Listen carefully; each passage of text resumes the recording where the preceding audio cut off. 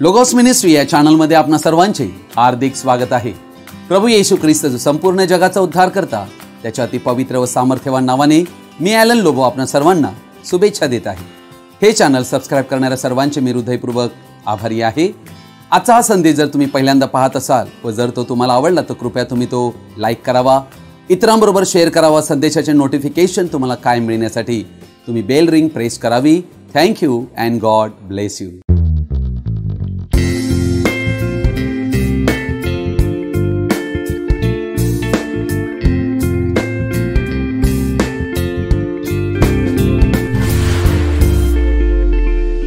आज आपण अतिशय महत्त्वाच्या विषयाकडे आम्ही आमचं लक्ष लावणार आहोत आणि त्या विषयाला मी शीर्षक देऊ इच्छितो दॅट डे ऑन कॅल्वरी। त्या दिवशी काल्वरी क्रूसावर, ज्या दिवशी काल्वरीवर येशू ख्रिस्ताला खिळण्यात आले, त्या दिवशी काय गोष्ट घडली हे आम्हाला समजून घेणे फार गरजेचे आहे। अर्थात आम्हाला ही गोष्ट समजणे आहे त्या दिवशी काल्वरीवर याचा अर्थ काय आहे। दुसरी गोष्ट, त्या दिवसाने आपल्यासाठी काय केले हे आम्हाला समजणं फार आवश्यक आहे। त्या दिवसासाठी आपण काय केले पाहिजे ही गोष्ट समजणं फार आवश्यक आहे। संपूर्ण मानवी इतिहासातील सर्वात महत्त्वाचा दिवस जर काही असेल, ज्या दिवशी देव मानव बनून मरण पावला अखिल मानव जातीसाठी आणि त्याने आपला प्राण मनुष्यांच्या पापांसाठी अर्पण केला, बलिदान म्हणून त्याने आपले रक्त सांडले, आणि त्या दिवशी काय गोष्ट घडली या विषयाकडे तुम्ही सर्वजणांनी लक्ष देऊन शेवटपर्यंत आवर्जून पाहावा। थँक्यू। चार ही शुभवर्तमान प्रत्यक्षदर्शी साक्षीदार आहेत। काल्वरीवर काय घडले त्याची संपूर्ण तपशील माहिती आम्हाला देतात। लूका शुभवर्तमान याचा 23 अध्याय आणि 33 वचनात आम्हाला काल्वरी हा शब्द आढळतो। काल्वरी हा शब्द लॅटिन भाषेतून आला, काल्वरिया लोकस। काल्वरी ही गुलगुथा म्हटलेली जागा आहे, ज्याला कवटीची जागा देखील म्हणतात। अर्थात हे येरुशलेमेच्या बाहेर आहे, जेथे गुन्हेगारांना क्रूसावर ठार मारण्यासाठी लटकविण्यात येत असे। प्रभू येशूला गुन्हेगारामध्ये दंडित करून काल्वरीवर वधस्तंभी दिले होते। हा गुड फ्रायडेचा दिवस म्हणजे ज्या दिवशी आम्ही काल्वरीची आठवण करीत आहोत। अर्थात काल्वरीची आठवण आम्ही दररोज केली पाहिजे न विसरता, कारण तो दिवस महत्त्वाचा दिवस आहे। पृथ्वीवर आतापर्यंत झालेल्या सर्व दिवसांतील हा सर्वात महत्त्वाचा दिवस आहे, जेव्हा देवाने अरुणोदय केला।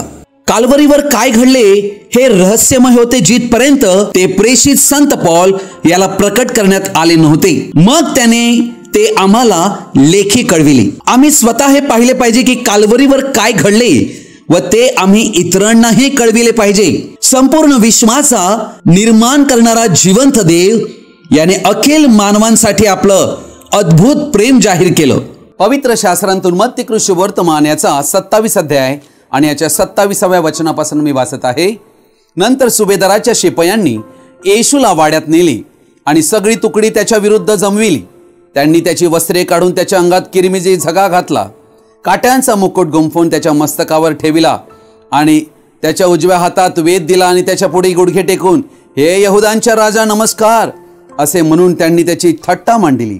ते त्याच्यावर थुंकले व तोच वेद घेऊन ते त्याच्या मस्तकावर मारू लागले। मग त्याची थट्टा केल्यावर त्यांनी त्याच्या अंगातून तो झगा काढून त्याची वस्त्रे त्याच्या अंगात घातली आणि ते त्याला वधस्तंभावर खेळण्याकरिता घेऊन गेले। ते बाहेर जात असता सिमोन नावाचा कोणी एक कुरेनेकर मनुष्य त्यास आढळला। त्याला त्यांनी त्याचा वधस्तंभ वाहण्याकरिता वेठीस धरिले। मग गुलगुथा नावाची जागा म्हणजे कवटीची जागा येथे येऊन पोहोचल्यावर त्यांनी त्याला पित्त मिश्रित द्राक्षरस प्यावयास दिला, परंतु तो चाखून पाहिल्यावर तो पिईना।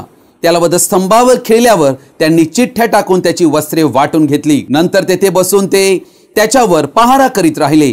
त्यांनी त्याच्यावरील दोषारोपाचा लेख त्याच्या डोक्याच्या वर लावला, तो असा, हा यहुदांचा राजा येशू आहे। त्यावेळी त्यांनी त्याच्या बरोबर 2 लुटारू, एक उजवीकडे व एक डावीकडे असे वधस्तंभावर खेळले आणि जवळून जाणारे येणारे डोके डोलवीत त्याची अशी निंदा करीत होते की, अरे मंदिर मोडून 3 दिवसात बांधणाऱ्या, तू देवाचा पुत्र असलास तर स्वतःचा बचाव कर आणि वधस्तंभावरून खाली उतर। तसेच मुख्य याजकही, शास्त्री व वडील यांच्या बरोबरीने थट्टा करीत म्हणाले, त्याने दुसऱ्यांना वाचविले, त्याला स्वतःला वाचविता येत नाही।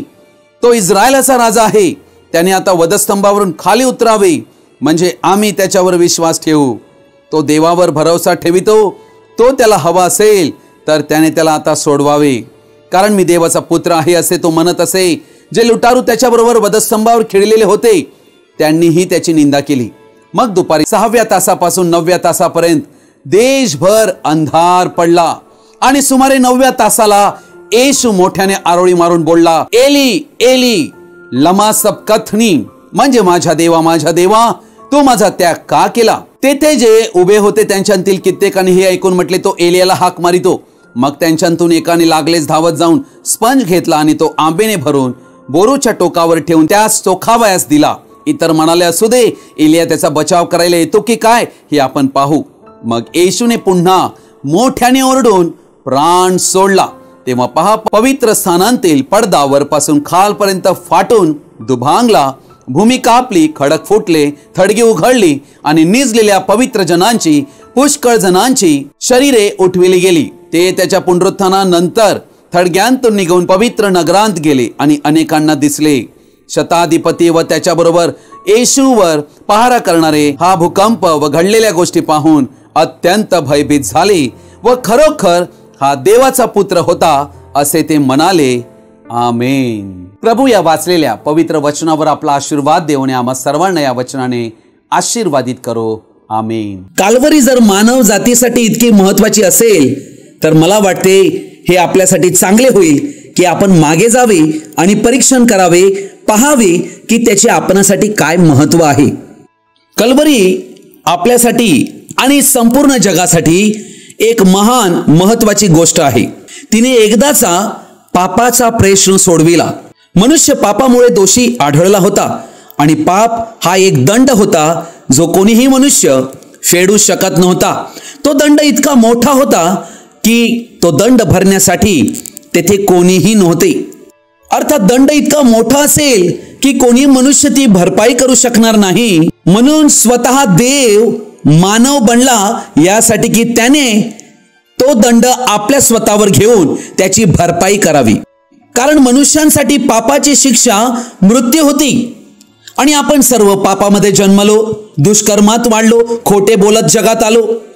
म्हणून आमच्यापैकी कोणीही पात्र नव्हते. कारण देवाचे वचन म्हणते, जो जीवात्मा पाप करीतो तो खचित मरेल. देव हा फार पवित्र आणि नीतिमान आणि न्यायी आहे. कोणाही व्यक्तीची भीड न बाळगता देव नेहमी सत्यानुसार व्यवहार करीत असतो व त्याचे न्याय नित्य सत्यावर आधारित असतात. त्याचे पवित्र नियम व न्याय जेथे पाप पाहतात तेथे मृत्यूची मागणी करतात आणि जेथे नीतिमत्व पाहतात तेथे जीवनाची मागणी करतात. म्हणून ज्या निवडलेल्यांना त्या देवाला अनंत जीवन द्यायचे आहे, आशीर्वाद द्यायचा आहे, त्यांच्या पापापासून, विटाळापासून त्यांना सोडविण्याचा मार्गही तो देव बनवितो, यासाठी की त्यांना तारावे व त्यांच्या पापांचे प्रायश्चित्त करावे.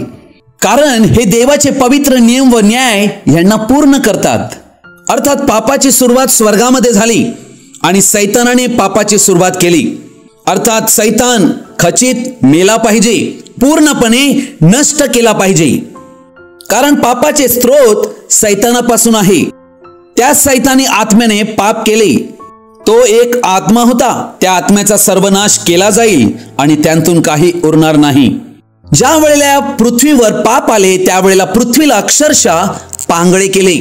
पापामुळे पृथ्वीवरील सर्व प्राणी आणि देवाची संपूर्ण सृष्टी गुलामगिरीत टाकली गेली.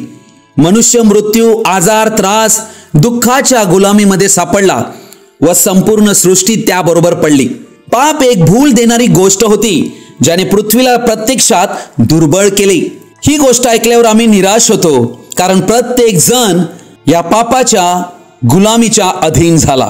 अर्थात कोणाही मनुष्यांकडे काही प्रकारची कुवत नव्हती की त्याने आपल्या स्वतःला किंवा दुसऱ्याला तरी मुक्त करावे.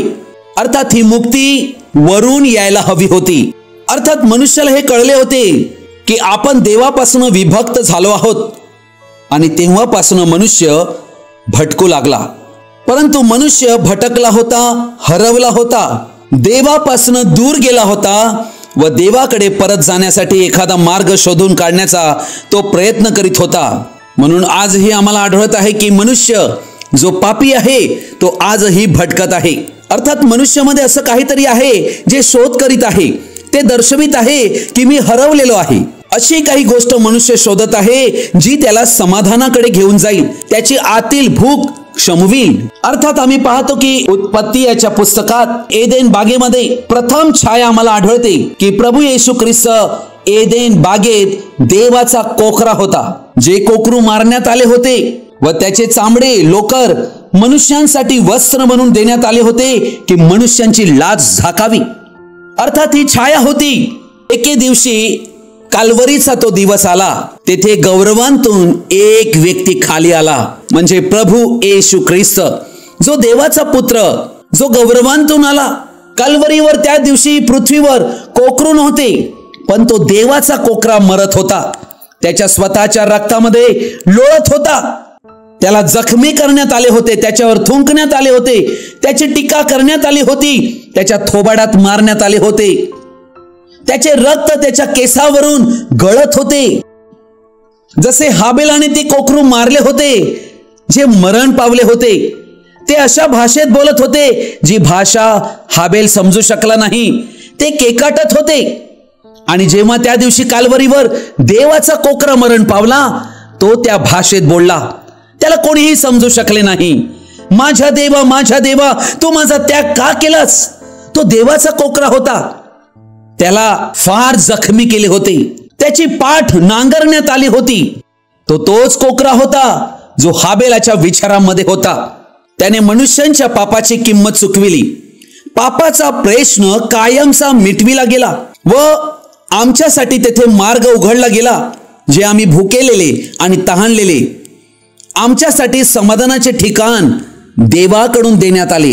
अर्थात या संपूर्ण विश्वात आतापर्यंत दिलेली सर्वात मोठी किंमत फक्त एकच ती देऊ शकत होता, आणि ती काल्वरीवर देण्यात आली. ती मोठी किंमत त्या ठिकाणी फेडण्यात आली. ते काम देवाने मानव बनवून पूर्ण केले, कारण कोणीही मनुष्य लायक नव्हता, समर्थ नव्हता, म्हणून स्वतः देव आला. त्याचा काहीच दोष नसतानाही त्याला काल्वरी क्रूसावर खिळण्यात आले. मनुष्याला जसे अनेक मोह येतात, तसे अनेक मोह त्याच्या पुढेही आले. त्याने ते पेळले. पापरहित मानवी जीवन जगला. तो तोच स्त्रीचे बीज होता, जी अभिवचनाची संतती. तो तोच होता ज्याला दानिएलाने पाहिले होते की कोणाचाच हात न लागता त्या पर्वतावरून एक दगड खाली कोसळला. तो तोच जो मानव बनून आला होता, ज्याने सैतानाची कंबर मोडली. अर्थात आजच्या जगात कोणीही मनुष्य नाही ज्याने कधी काल्वरीला भेट दिली आहे आणि ती जशी होती तशी तिला पाहिलेले नाही. हा काल्वरीवरील दिवस फार महत्वाचा होता, कारण या काल्वरीने जगाला हादरून टाकले. यापूर्वी जग कधीच असे हादरले नव्हते. परंतु देव जो मानव बनला होता, येशू ख्रिस्त, तो काल्वरीवर मरण पावला आणि पापाच्या प्रश्नाची भरपाई केली. तेव्हा या पापी जगामध्ये अंधार झाला. मध्यभागी सूर्य मावळला. त्याला चिंतेने अवकाळ आली आणि खडक हल्ले, पर्वतांना भेगा पडल्या. अर्थात काय झाले? काल्वरीवर देव शून्य झाला. म्हणून आम्ही मत्तई 27 अध्यायाच्या 51व्या वचनात पाहतो, तेव्हा पहा, पवित्र स्थानातील पडदा वरपासून खालपर्यंत फाटून दुभांगला. भूमी कापली व खडक फुटले. पडदा वरपासून खालपर्यंत फाटून दुभागला. कोणी फाडला? स्वतः देवाने. हे शलोमोनाचं मंदिर होतं, ज्या मंदिरात देवाचा वास होता व या दिवशी येशू ख्रिस्ताचे अर्पण होताच मनुष्य देवाचे मंदिर बनला. देवाला आता 4 भिंतीत राहण्याची गरज नाही. देवाने मनुष्याला आपले मंदिर केले आणि त्या दिवशी देवाने स्वतः हा कातड्यांचा पडदा, जो पवित्र स्थान व परमपवित्र स्थान याला विभागतो, तो फाडून टाकला, दुभांगला. ख्रिस्ताने स्वदेहावर दंड घेऊन आपल्या स्वतःच्या देहांतून एक राजमार्ग बनविला, जो राजमार्ग आम्हाला देवाच्या उपस्थितीत गौरवात घेऊन जातो. देव आमचा पिता, त्याच्याबरोबर आम्ही धैर्याने बोलू शकतो येशू ख्रिस्ताच्या रक्तामुळे. ज्या देवाबरोबर आमचे नाते तुटले होते, पापाची आड भिंत आली होती, ती त्याने तोडून टाकली आणि आम्हाला देवाशी जोडले. व पृथ्वीनेही ते सिद्ध करून दाखविले. त्या सैतानाला कोणी ओळखत नव्हते, परंतु तो सर्वात दुष्ट व्यक्ती होता. सैतान जो दुष्ट, त्याचे डोके फोडण्यासाठीच तो आला होता, यासाठी की मानव जातीला देवाचा प्रकाश प्राप्त व्हावा. या काल्वरीवर सैतानाला तडाखा दिला गेला. सैतानाला येशूने घायल केले, त्याचे डोके फोडले, जे उत्पत्ती 3:15 मध्ये सांगितले होते की स्त्रीचे बीज तुझे डोके फोडील आणि तू त्याची टाच फोडशील. येशूची टाच फोडण्यात आली. काल्वरी क्रूसावर त्याच्या टाचांना खिळे भोसकण्यात आले आणि त्याला क्रूसावर लटकविण्यात आले. त्या दिवशी सैतानाचे सामर्थ्य मृत्यूद्वारे नष्ट केले, सर्व काही समाप्त केले. कलसेकरास पत्र 2 अध्याय 15 वचन, त्याने सत्ताधीशांना व अधिकाऱ्यांना, हे सर्व दुरात्म्यांचे सत्ताधीश, आकाशांतील दुरात्मी, सैतानी शक्ती, अंधकाराची सर्व प्रजा, या सर्वांना नाडून त्यांच्या विरुद्ध वधस्तंभावर जयोत्सव करून त्यांचे उघड उघड प्रदर्शन केले. अर्थात येशू ख्रिस्ताने त्या दिवशी सैतानाचे डोके फोडले, त्याची नांगी तोडली. प्रियजन हो, हे त्या दिवशी घडले. काल्वरीवर ही गोष्ट त्या दिवशी घडली. त्याला ख्रिस्ताने पराभूत केले आणि त्याचं अधिपत्य मनुष्य जातीवरील नष्ट केले. मरणाचा अधिकारी दुष्ट सैतान, याला मरणानेच शून्यवत केले, नाडले आणि त्याचे उघड उघड प्रदर्शन केले की सैतान पराभूत झालेला आहे. हे येशूने वधस्तंभावर जयोत्सव करून ही गोष्ट प्रदर्शित केली. हा एक महान विजय होता त्या काल्वरी क्रूसावर. मनुष्य भीत होता की केव्हा त्याला मृत्यू येईल, कुठल्या प्रकारचा मृत्यू येईल, परंतु प्रभूने आमच्यासाठी मुक्ती आणली. अर्थात आज आम्हाला भटकण्याची गरज नाही. कोणीही पाप्याला आश्चर्यचकित होण्याची गरज नाही की तो वाचला जाईल किंवा नाही. आजारी माणसालाही आश्चर्य करण्याची गरज नाही की तो बरा होऊ शकतो किंवा नाही, कारण आमच्या पापाची, आमच्या आजाराची संपूर्ण किंमत त्या ठिकाणी देण्यात आली. त्या दिवशी काल्वरीवर संपूर्ण विजयाचा मार्ग प्रकट केला. या सर्व गोष्टींवर विजय मिळविण्यासाठी देवाने आपल्याला त्याच्या आत्म्याची शक्ती दिली आहे. आम्हाला फक्त त्यावर विश्वास ठेवण्यास तो सांगत आहे. त्या दिवशी काल्वरीवर हे घडले, त्यासारखा दिवस कधीच झाला नव्हता, त्यासारखा दिवस कधीही होणार नाही, कारण यापुढे त्याची आवश्यकताच नाही. किंमत दिली आहे आणि आपली मुक्तता केली गेली आहे. देवाचे आभार, त्याने आमची सोडवणूक केली. गलतीकारस पत्र याचा 3 अध्याय आणि याचं 13वं वचन मी वाचत आहे. आपणाबद्दल ख्रिस्त शाप झाला आणि त्याने आपणाला नियमशास्त्राच्या शापापासून खंडणी भरून सोडविले. जो कोणी झाडावर टांगलेला आहे तो शापित आहे, असा शास्त्रलेख आहे. अर्थात येशू ख्रिस्त याने आमचा शाप स्वतःवर घेतला. या मनुष्य जातीला जो शाप लागलेला होता, शापाचे अनेक प्रकार आहेत आणि अनेक शाप मनुष्य जातीवर आलेले आहेत, परंतु हे सर्व शाप स्वतःवर त्याने घेतले. ही गोष्ट आम्हा सर्व मनुष्यांना समजणं अतिशय आवश्यक आहे. यात काही आश्चर्य नाही. देव मानवी देहात मरत होता. तोच समय होता ज्याविषयी जग वाट पाहत होते. तरीही त्यांच्यातील पुष्कळांना काय घडत आहे हे कळले नव्हते. जसे आज आहे, त्या ठिकाणी प्रभू येशूने स्वर रक्ताची किंमत मोजून दिली.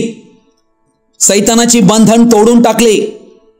सैतानाचा कणा मोडून टाकला. पापाचा कणा म्हणजे आजाराचाही कणा मोडून टाकला. म्हणून काल्वरीवर अशी काही गोष्ट घडली जी प्रत्येक पृथ्वीवरील मर्त्य मनुष्यास पापांची क्षमा करून देवाच्या उपस्थितीत आणते. अर्थात आमच्यासाठी पाप क्षमेचा मार्ग देवाने केला. असा मार्ग केला की यापुढे सैतान आपल्याला देवापासून अंधकारात नेऊ शकत नाही. पेत्राचे पहिले पत्र याचा 3 अध्याय आणि याचं वचन 18 मी वाचत आहे. कारण आपणाला देवाजवळ नेण्यासाठी ख्रिस्ताने ही पापांबद्दल म्हणजे नीतिमान पुरुषाने अनितिमान लोकांकरिता एकदा मरण सोसले. तो देहरूपात जीवे मारला गेला आणि आत्म्यात जिवंत केला गेला. अर्थात आम्हा सर्वांना देवाजवळ न्यावे म्हणून येशू ख्रिस्ताने पापाबद्दल आपल्या स्वतःला मृत्यूच्या हवाली केले. इफिसकरास पत्राचा 2 अध्याय 13 वचनापासून मी वाचत आहे. परंतु जे तुम्ही पूर्वी दूर होता ते तुम्ही आता ख्रिस्त येशूच्या ठाई ख्रिस्ताच्या रक्ताच्या योगे जवळचे झाला आहात. आम्ही दूरचे होतो, आम्ही परदेशी, आम्ही परकीय होतो, ख्रिस्ताविरहित होतो, बेसुंती होतो, देवाच्या कराराबाहेरचे होतो. आम्हासाठी दत्तकपणा नव्हता, पण आम्हाला ख्रिस्ताच्या रक्ताद्वारे जवळचे केले, एका कुटुंबाचे केले, देवाच्या घराण्याचे केले, देवाच्या रॉयल फॅमिलीचे राजकीय बीज म्हणून त्याने आम्हाला पाचारण केले. वचन 14 म्हणते, कारण तो आपली मूर्तिमंत शांती आहे, त्याने दोघांस एक केले आणि मधली आड भिंत पाडली. अर्थात आड भिंत कसली होती? पापाची. ही ख्रिस्ताने पाडून टाकली. 15 वचन, त्याने आपल्या देहाने वैर नाहीसे केले. हे वैर म्हणजे आज्ञाविधीचे नियमशास्त्र, यासाठी की स्वतःच्या ठाई दोघांचा एक नवा मानव निर्माण करून त्याने शांती प्रस्थापित करावी. नवीन सृष्टी बनविण्यासाठी नियमशास्त्र जे वैर होते ते देखील खोडून टाकले. आपल्या देहाने वैर नाहीसे केले असे वचन आम्हाला म्हणते. हे कधी घडले? त्या दिवशी ज्या दिवशी येशू ख्रिस्त वधस्तंभी दिला गेला. कलसीकरास पत्र 2 अध्याय 15 वचन, आपल्या विरुद्ध असलेले म्हणजे आपल्याला प्रतिकूल असलेले विधीचे ऋणपत्र त्याने खोडले आणि वधस्तंभाला खिळून त्याने ते रद्द केले. अर्थात नियमशास्त्राच्या बंधनात यहुदी लोक होते, त्यांनाही आजाद केले आणि आम्हा परराष्ट्रीयांनाही त्यांतून बाहेर काढले. रोमकरस पत्राचा 5 अध्याय 10 वचन म्हणते, कारण आपण शत्रू असता, आम्ही शत्रू होतो देवाचे, देवाच्या विरुद्ध, देवाच्या इच्छेच्या संकल्पाविरुद्ध आम्ही वागत होतो आणि आम्ही शत्रू असता देवाबरोबर त्याच्या पुत्राच्या मृत्यूद्वारे आमचा समेट झाला. तर आता समेट झाला असताना त्याच्या जीवनाने आपण विशेष करून तारले जाणार आहोत. अर्थात येशू ख्रिस्ताने काल्वरी क्रुसावर त्या दिवशी अखिल मानव जातीचा पित्याबरोबर समेट घडवून आणण्यासाठी आपल्या स्वतःला अर्पण केले. करंथीकरास 2 पत्राचा 5 अध्याय याचं 18 आणि 19 वचन मी वाचत आहे. ही सगळी देवाची करणी आहे. त्याने स्वतः बरोबर आपला समेट ख्रिस्ताच्या द्वारे केला आणि समेटाची सेवा आम्हाला दिली.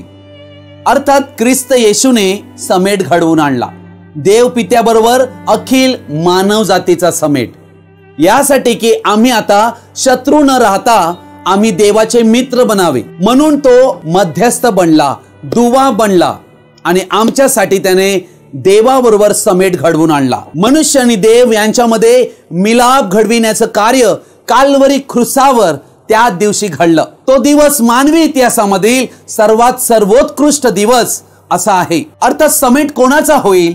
जे त्याच्या जवळ येऊ इच्छितात व देवाबरोबरचं आपलं शत्रुत्व नष्ट करू इच्छितात, देवाबरोबर मैत्री करू इच्छितात, त्यांचा समेट देव पित्याबरोबर होईल. कलसीकरास पत्र 1 अध्याय 20 वचन म्हणते, आणि त्याच्या वधस्तंभावरील रक्ताच्या द्वारे, वधस्तंभावर जे रक्त येशू ख्रिस्ताने दिले त्या रक्ताद्वारे शांती करून त्याच्या द्वारे जे सर्व काही आहे ते पृथ्वीवरील असो की स्वर्गांतील असो त्याचा स्वतः बरोबर त्याच्याद्वारे समेट करावा हे पित्याला बरे वाटले. पृथ्वीवरील असो की स्वर्गांतील असो त्या सर्व गोष्टींचा समेट ख्रिस्त येशूद्वारे त्या दिवशी घडून आला, त्या काल्वरीवर. रोमकरस पत्र याचा 3 अध्याय याचं वचन 25 मी आपणा पुढे वाचत आहे. त्याच्या रक्ताने विश्वासाच्या द्वारे प्रायश्चित्त होण्यास देवाने त्याला पुढे ठेवले.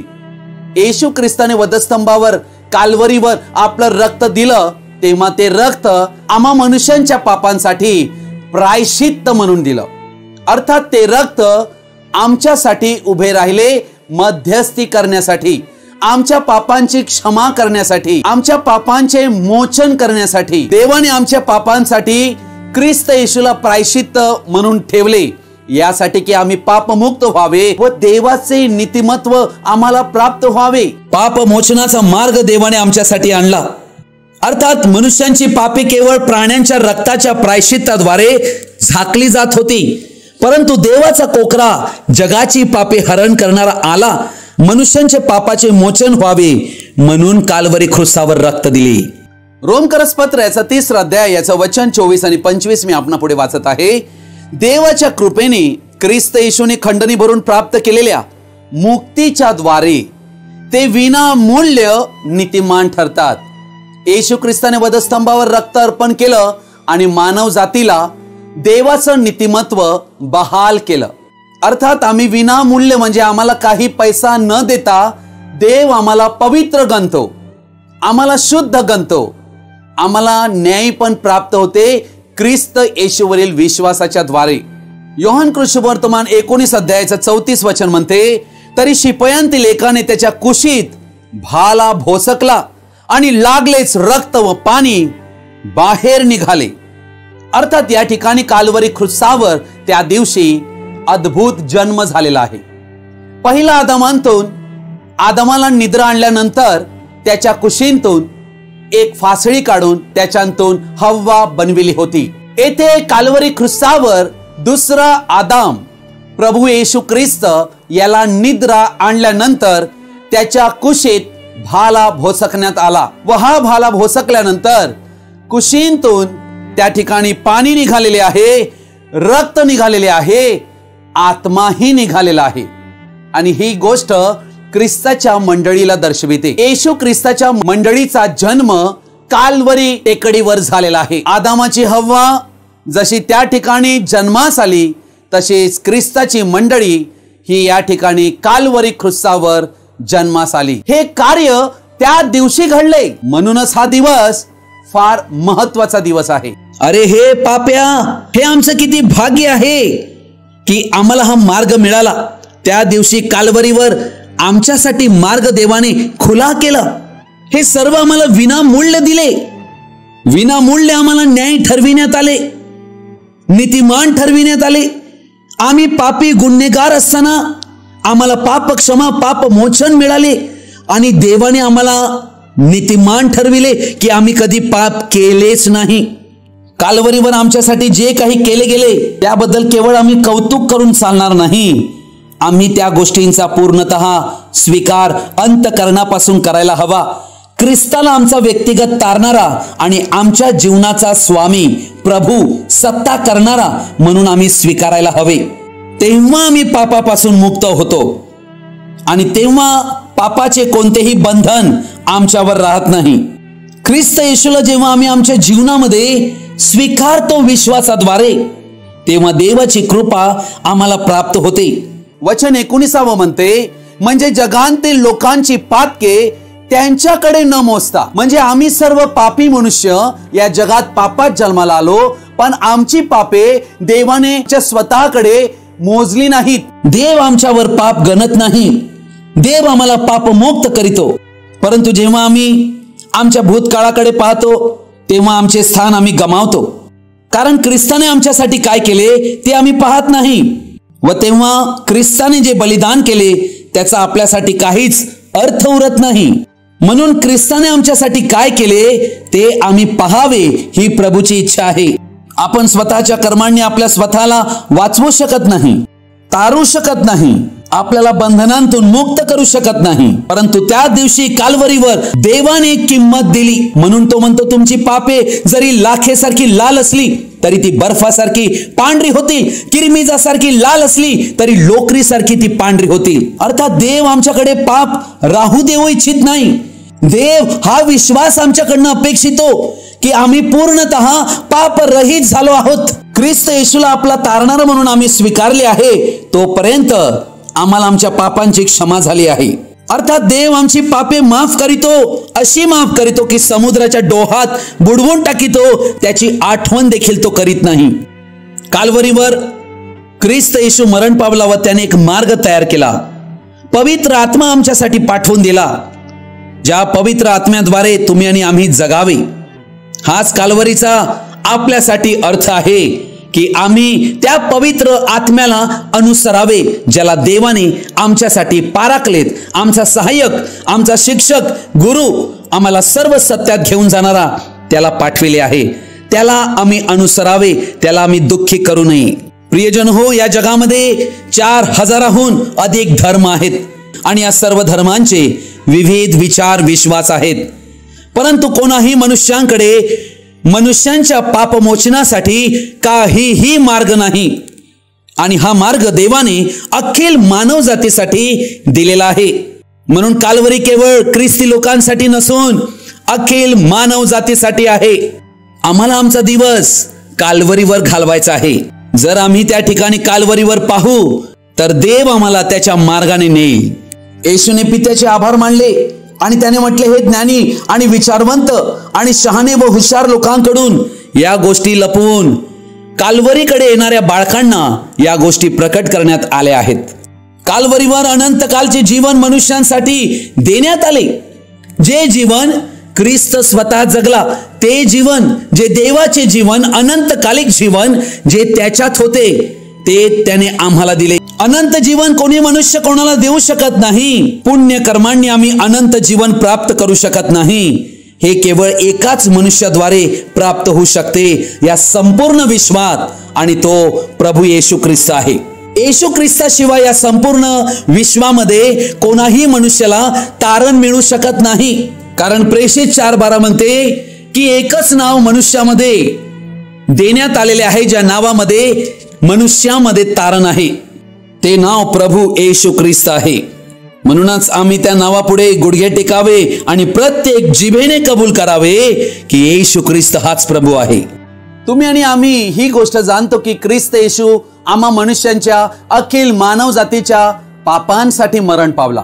पण याचा दुसरा भाग आहे 2 करिंथ 5 अध्याय याच्या 15 वचनात दिलेला आहे. आणि तो सर्वांसाठी या करिता मेला की जे जगतात त्यांनी पुढे स्वतः करिता नव्हे, तर त्यांच्यासाठी जो मेला व पुन्हा उठला त्याच्या करिता जगावे. अर्थात येशू ख्रिस्ताचा मृत्यू यासाठी झाला की तुम्ही आणि आम्ही आमच्या स्वतःसाठी नाही, तर येशू ख्रिस्तासाठी जगावे. हे सत्य आम्हा ख्रिस्ती व्यक्तींना समजणं अतिशय महत्वाचे आहे. प्रभू येशू ख्रिस्ताची कृपा, प्रेम, दया, आनंद आणि शांती तो येईपर्यंत आपणा सर्वांबरोबर कायम राहो. आमेन. आजचा संदेश आपण सर्वजणांनी ध्यानपूर्वक व शेवटपर्यंत पाहिल्याबद्दल आपणा सर्वांचा मी हृदयपूर्वक आभारी आहे. हा संदेश ऐकल्यानंतर नक्की तुम्हाला काय कळले तुम्ही कृपया कमेंट बॉक्समध्ये कळवू शकता किंवा आमच्याशी व्यक्तिगत संपर्क साधू शकता. Thank you and God bless you.